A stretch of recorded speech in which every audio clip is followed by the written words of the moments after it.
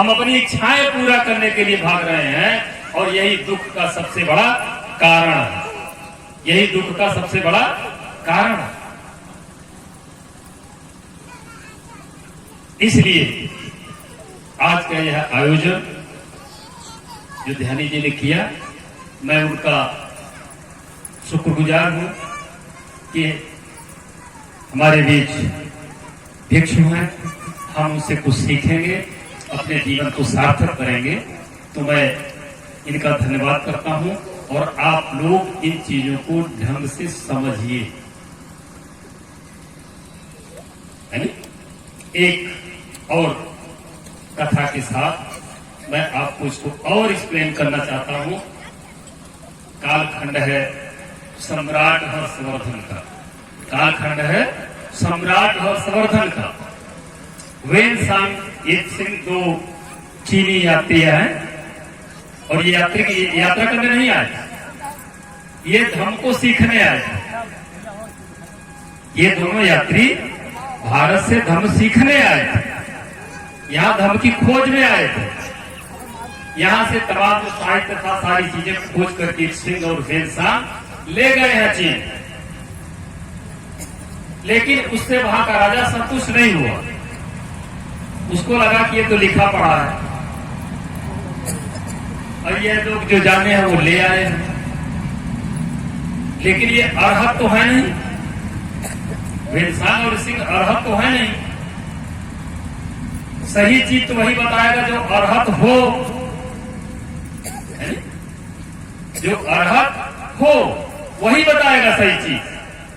तो वहां के राजा जो हान वंश के राजा थे, उन्होंने जम्बूद्वीप के बड़े राजा उस समय के हर्षवर्धन थे, उनके पास संदेशा भेजा कि आप एक भारत से जम्बूद्वीप से एक अर्हत भिक्षु भेजिए ताकि हम उनसे धम्म के बारे में सीख सके, जान सके। तो यहां से एक भिक्षु भेजे जाते हैं, सम्राट हर्षवर्धन भेजते हैं। उनका नाम था धर्म कीर्ति। क्या नाम था? इस नाम के कई भिक्षु हुए हैं, ये नाम कई बार आएगा, उससे आप कंफ्यूज मत होइए। मैं उनकी बात कर रहा हूं जो चीन गए थे, हर्षवर्धन के पीरियड में गए थे। अब वहां के राजा ने यहाँ पर संदेश भेज दिया कि आप भेजिए, और वो तैयारी में जुट गया कि जब भंते जी आएंगे तो हम उनको कैसे करेंगे। तो उसने किया, अपनी ऊंचाई के बराबर का एक सिंहासन बनवाया और ये सोचा कि जब भंते जी आएंगे तो हम इसी पर उनको बैठा लेंगे, इसी पर आसीन करके हम उनसे सीखेंगे, उनसे हम जानेंगे। और जब भंते धर्म कीर्ति चीन जाते हैं, चीन की सरहद पर वो राजा आकर के उनका स्वागत करता है, सम्मान के साथ ले जाता है और फिर उस आसन पर बैठाता है और खुद छोटे आसन पर जमीन पर नीचे बैठ जाता है और वह भंते जी से पूछता है, भंते जी से पूछता है, भंते जी बताइए बुद्ध का धर्म क्या है? भंते जी यह बताइए कि बुद्ध का धर्म क्या है? भंते जी ने एक सूक्त पढ़ा। क्या पढ़ा? एक सूक्त पढ़ा, बहुत ही महत्वपूर्ण सूक्त है और हर बच्चे को याद होना चाहिए। जो भी लोग बुद्ध के रास्ते पर चलना चाहते हैं, जो समझना चाहते हैं, उनको वह सूक्त निश्चित रूप से याद होना चाहिए। भंते जी ने कहा, सब पापस्य कर्णम। क्या कहा? सब पापस्य कर्णम कुशलस्य उपसंपदा सचित पर्योदपन्नम एतान बुद्ध शासनम। ये सुख बोल करके भंते जी चुप हो गए। राजा ने सोचा कि शुरू हुआ है, जैसे लंबे चौड़े भाषण पर प्रवचन होते हैं। लेकिन जब वो चुप हो गए, देर तक चुप रह गए, तब राजा ने कहा कि भंते जी कहिए, आगे कहिए। भंते जी ने कहा तो दिया। भंते जी ने कहा कह तो दिया, धर्म क्या है? तुम्हारा सवाल यही था ना, तो हमने बता दिया। क्या बता दिया? सब पापस्य कर्णम। ध्यान करिए, पाप कर्म न करिए, ये अकरणीय है। सारे पाप कर्म अकरणीय हैं। तो आप सोचिए पाप क्या है, और आप जानिए कि पाप क्या है, तभी तो आप पाप से बचेंगे। आपका ऐसा कार्य जो है जिससे दुनिया में किसी का अहित हो जाए, आपका ऐसा कार्य, ऐसा व्यवहार जिससे दुनिया में किसी का अहित हो जाए, वो क्या है? पाप है। यानी आप अपने चित्त को इतना निर्मल करिए कि आपके किसी आचरण से किसी का अहित न हो। सरल काम नहीं है, लोग समझते सरल काम है ना। दूसरी चीज क्या कहते हैं, है ना? क्या कहा? सब पाप सकर्ण कुशल सुख संपदा। कुशल कार्य करिए, कुशल कार्य करिए। अब ये कुशल कार्य क्या होगा? जिससे पूरी दुनिया का कल्याण, ऐसा कार्य करिए कि पूरी दुनिया के लिए हितकर हो।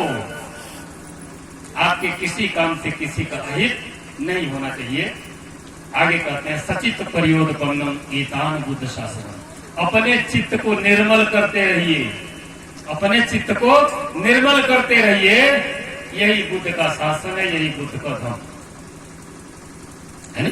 जो हमने बताया ना आपको कि चित्त को निर्मल करते जाइए, एक एक स्टेज पार करते जाइए आप, तभी तो आप उस रास्ते पर चलोगे ना, है ना।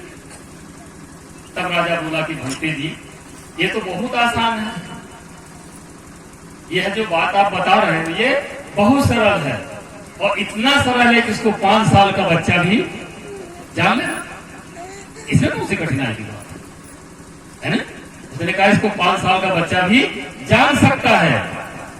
भंते जी ने कहा हाँ, बुद्ध का धम्म इतना ही सरल है कि 5 साल का बच्चा इसको जान सकता है, लेकिन 80 साल वाला बूढ़ा जो है दावा नहीं कर सकता कि उसने इसको समझ भी लिया है, उसने इसको समझ भी लिया है, उसने इसको धारण भी कर लिया है।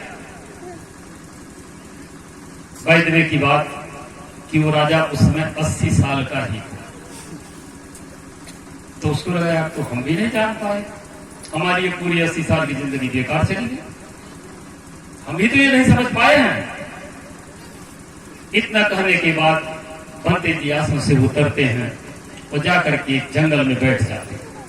वह राजा जो है 6 महीने तक कंटिन्यूअस वहीं पर भंते जी के लिए भोजन ले जाता है, भोजन दान करता है और उनसे सीखता है।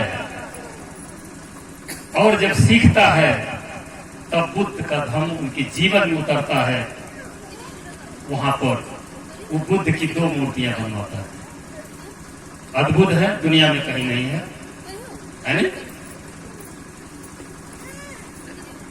अब आप देखिए है क्या, बुद्ध जो संबोधन है ना, इसके अनेक समानार्थी हैं, अनेक नाम है, अनेक संबोधन है जिनको आप नहीं जानते, ना कभी आपको ढंग से बताया गया, है ना।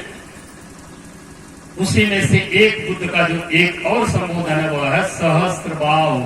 क्या है? सहस्त्रबाहु। यानी जो काम हजारों लोग मिलकर के कर सकते हैं वो बुद्ध अकेले कर सकते हैं। इसलिए बुद्ध को अगला नाम क्या दिया गया? सहस्त्रबाहु। और बुद्ध की वह जो मूर्ति बनी है उसमें 1000 भुजाएं हैं। कितनी भुजाएं हैं? 1000 भुजाएं हैं। उसी में से 30 भुजाएं थोड़ा से खंडित हो गई थी।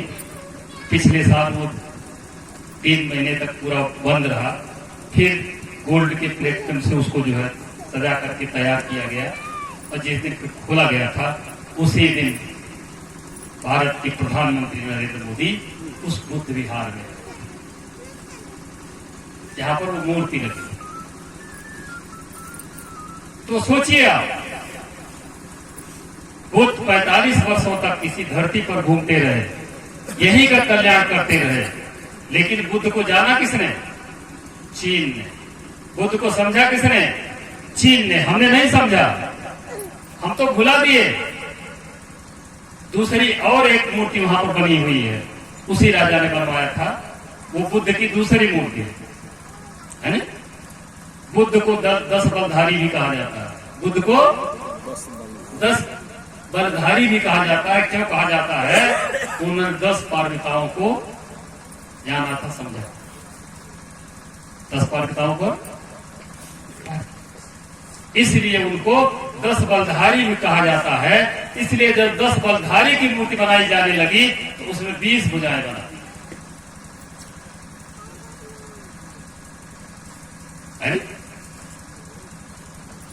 बाद में लोगों ने बहुत लोगों की बहुत भुजाएं बनाई, लेकिन किसी ने इस कंसेप्ट को नहीं बताया कि ये आ कहां से रहा। बताया किसी ने? नहीं। हमारे लोगों को, जो लोग बुद्धिस्ट बनना चाहते हैं, जो बुद्ध के मार्ग पर चलना चाहते हैं, उनको कतई इन सारी चीजों से अवगत नहीं कराया गया, उनको समझाया ही नहीं गया, है नहीं? अब आप सोचिए, चीन ने केवल बुद्ध के दर्शन को बचाए रखा अभी तक, पूरा तो नहीं बचा है लेकिन थोड़ा सा बचा हुआ है। एक शब्द है यूनिवर्सिटी। क्या है? यूनिवर्सिटी, जिसको आप विश्वविद्यालय कहते हो। ये शब्द किसकी देन है? बुद्ध की देन है। ये शब्द किसकी देन है? बुद्ध की देन है। क्यों?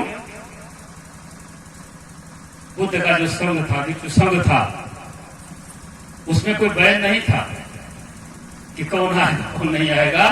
वह असीम था। पूरे विश्व से कहीं का भी कोई व्यक्ति आकर के जो है भिक्षु संघ में शामिल हो सकता है और उसको जो है धर्म को आगे बढ़ा करके दुनिया के लिए कल्याणकारी मार्ग बता सकता है ना। तो उसी से आ रहा है विश्वविद्यालय शब्द, उसी से आ रहा है यूनिवर्स शब्द। और लंबे समय तक जो बुद्ध का कालखंड आप कहेंगे 1300 वर्ष तक जम्बूद्वीप में किसी भी स्टूडेंट से कोई फीस नहीं ली जाती थी। दुनिया के किसी भी स्टूडेंट से कोई फीस नहीं ली जाती थी पढ़ाने के, शिक्षा देने के लिए। निःशुल्क शिक्षा थी। आप सोचिए, कोई बाउंड्री लाइन खींची है किसी के लिए, कौन आएगा कौन नहीं आएगा। ये जो यूनिवर्सिटी का कंसेप्ट है, विश्वविद्यालय का कंसेप्ट है, ये बुद्ध की देन है। उन्होंने पहले खोला लोगों के लिए, दुनिया भर के रास्ता के लिए, दुनिया भर के लोग आए, अपना कल्याण करें, सीखें, जाने। अभी मैं बता रहा हूं आपको रिसेंट एक घटना, उससे समझिए कि विश्वविद्यालय क्या है, यूनिवर्सिटी क्या है। एक डॉक्टर नीरजा माधव है, प्रोफेसर है कहीं पर, बहुत बड़ी साहित्यकार उपन्यासकार है। उन्होंने एक लेख लिखा, दैनिक जागरण में लेख छपा। उसमें उन्होंने जो वर्णन किया है वो लिखा कि जो शंकराचार्य है उसने शारदा पीठ से ही अपना अभियान शुरू किया। ये शारदा पीठ कहां है? वर्तमान में पाकिस्तान में। जो शारदा पीठ जिसका वर्णन कर रहे हैं वो कहां है? इस समय वर्तमान में पाकिस्तान में है। अब जैसे ही उन्होंने जो है शंकराचार्य से शारदा पीठ को जोड़ा तो मेरे दिमाग में खटक गया कि फिर तो शारदा पीठ कुछ और होना चाहिए। मैं नहीं जानता, मैं गया भी नहीं। फिर मैंने अपने बच्चे से कहा, बेटा ऐसा करो, तुम विकिपीडिया और इनपे उनपे गूगल पे ढूंढो और शारदा पीठ के बारे में जितना जो कुछ हो वो भेजो हमारे पास। हम जानना चाहते हैं, आप जानेंगे कि शारदा पीठ है क्या। तो जो कुछ आया बेटे ने भेजा, जो है एक पंक्ति जो है बड़ी बेहतरीन लिखी गई है शारदा पीठ के बारे में। अंग्रेजी में है, मैं आपको बता रहा हूं, फिर हिंदी में भी बता दूंगा। लिखा हुआ है, इट वॉज वन एमंग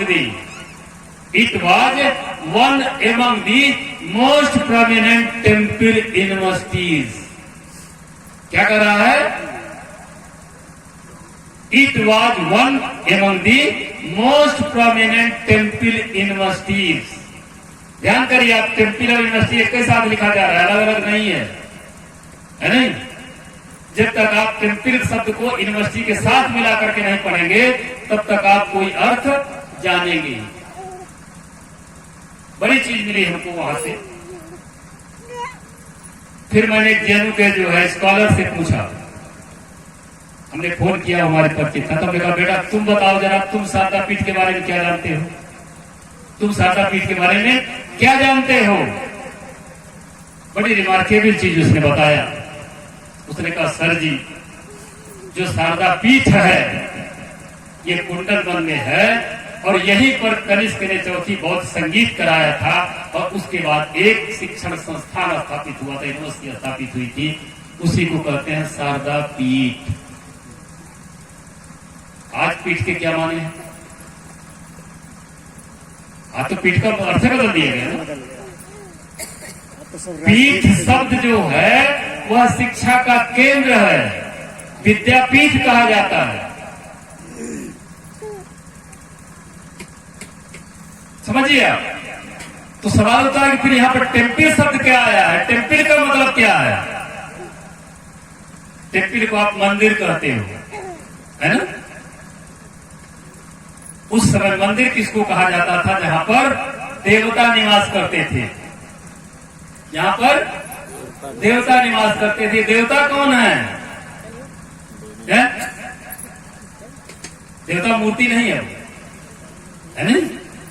प्रोफेसरों को उस समय, टीचरों को देवता कहा जाता, क्योंकि वही लोग देते थे, ज्ञान बांटने का काम जो करते थे उन्हीं को क्या कहा जाता था? देवता कहा जाता था। वो सारे के सारे भिक्षु होते थे, इन्हीं को देवता कहा जाता, इसलिए इनके निवास को मंदिर कहा जाता था, टेम्पल कहा जाता था प्यारे बंधुओं। और इसीलिए टेम्पल यूनिवर्सिटी एक साथ जोड़ी गई कि जहां पर शिक्षा का केंद्र होगा, जहां पर शिक्षा का वितरण हो रहा होगा, वहीं पर तो देवता रहेगा।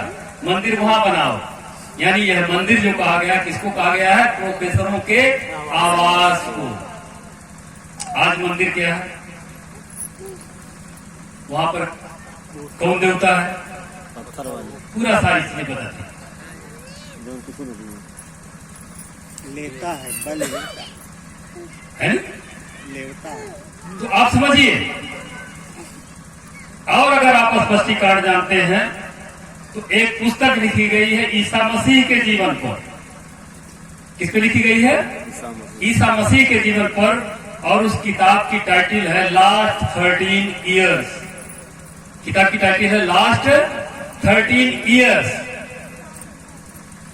यहां पर लास्ट LOST है, ध्यान करिएगा। यहां पर जो लास्ट शब्द है वो है LOST।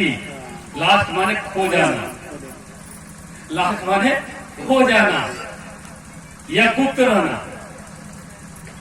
एक्चुअली ईसा मसीह की जो जीवन चर्चा लिखी गई है उसमें से 13 साल गायब है।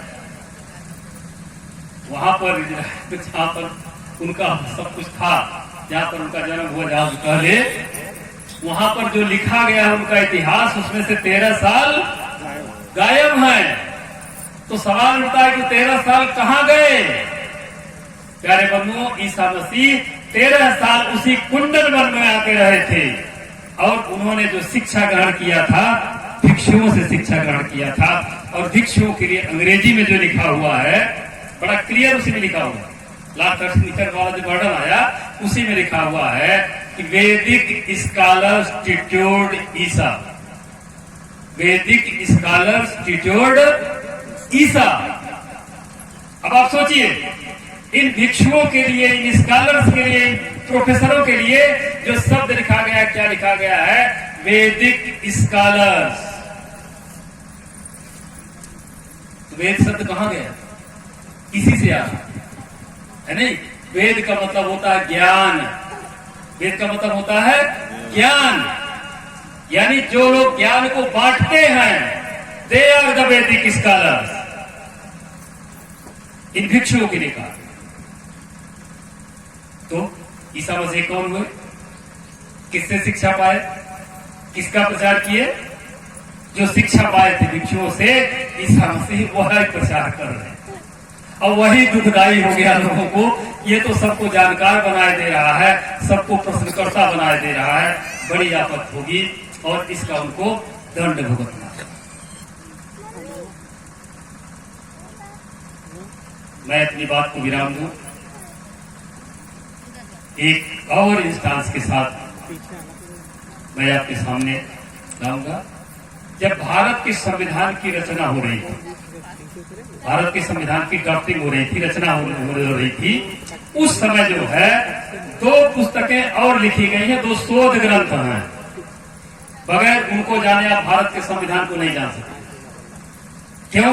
हम भारत के संविधान का अनुच्छेद पढ़ रहे हैं, अनुच्छेद में जो भाव छुपा है उसको पढ़ ही नहीं रहे हैं। प्यारे बंधुओं, ध्यान करिए आप कि एक किताब लिखी गई है अरबी भाषा में और उसके राइटर हैं हामिद अब्दुल कादिर। कौन है? हामिद अब्दुल कादिर नाम के एक विद्वान हैं जो भारत के संविधान के पैरेलल एक साहित्य लिख रहे थे। क्यों लिख रहे थे? संविधान से डर रहे थे। उनको लग रहा था कि जब ये संविधान खुल करके सामने आएगा तो हम कहीं के नहीं रह जाएंगे, डूब जाएंगे। तो उन्होंने एक किताब लिखी, संविधान की पैरेलल लिखी, और उस किताब की अरबी में टाइटल है अल अकबर हयातो व फलसफतो। किताब की टाइटल है अल अकबर हयातो व फलसफतो, अरबी में है। राइटर हामिद अब्दुल कादिर हैं। और जब इस पुस्तक को अंग्रेजी में ट्रांसलेट किया गया तो जो अल अकबर हयातो व फलसफतो लिखा था, इसका अंग्रेजी में ट्रांसलेशन हो गया Buddha the great, his life and philosophy. Akbar जो शब्द है इसके माने होता है ग्रेट, महान।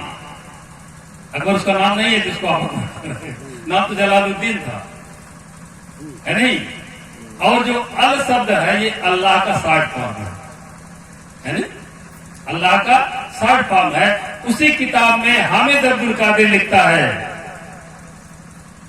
कि पैगंबर मोहम्मद ने जुल्किफ्ल की इबादत की। पैगंबर मोहम्मद ने जुल्किफ्ल की इबादत की। अब ये जुल्किफ्ल शब्द अरबी भाषा का है। क्या है? अरबी भाषा का शब्द है। जब आप अपनी भाषा में ट्रांसलेट करो तो यह हो जाएगा कपिल वस्तु वाले। क्या हो जाएगा? कपिल वस्तु वाले। यानी पैगंबर मोहम्मद साहब ने किसकी इबादत किया? कपिल वस्तु वाले की। और ये कपिल वस्तु वाले कौन है? बुद्ध, तथागत बुद्ध है। वहीं पर वो लिखता है कि बुद्ध को अरहत भी कहा जाता है। बुद्ध को अरहत भी कहा जाता है, और अरहत को ही अरबी भाषा में अल्लाह कहते हैं। अरहत को ही अरबी भाषा में अल्लाह कहते हैं। कहने का मतलब अल्लाह कौन है? जिसका चित्त राग, द्वेष, मोह और भय से मुक्त हो गया हो, है ना? तो सोचिए आप, अगर धरती पर बुद्ध नहीं आते, मानवता का कल्याण के लिए वो 45 वर्षों तक नहीं जमीन पर टहलते, तो इस्लामिक जगत को अल्लाह नहीं मिलते हैं? क्लियर? बुद्ध से ही अल्लाह था, बुद्ध से ही अल्लाह, है ना? एक और घटना का मैं आपको विवरण देना चाहूंगा। आप समझिए, बुद्ध का पूरा दुनिया रेडी है नहीं? अगर बुद्ध ने धर्म का प्रचार नहीं किया होता तो ईसा को वैदिक स्कॉलर्स पढ़ाते नहीं, और ईसा उस स्टेज तक नहीं पहुंचते। अगर बुद्ध इस धरती पर नहीं आते तो उनको अल्लाह नहीं मिलते।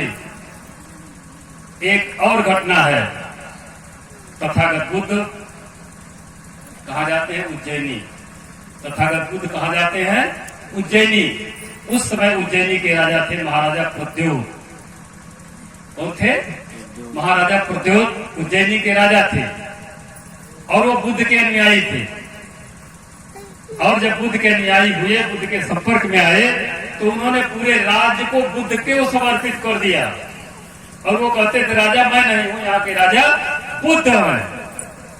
बुद्ध को समर्पित कर दिया, है ना? तो जब तथागत का महापरिनिर्वाण होता है तो उनकी अस्थियां 8 भागों में बांटी जाती हैं, और 8 में से एक भाग कहा जाता है उज्जैनी।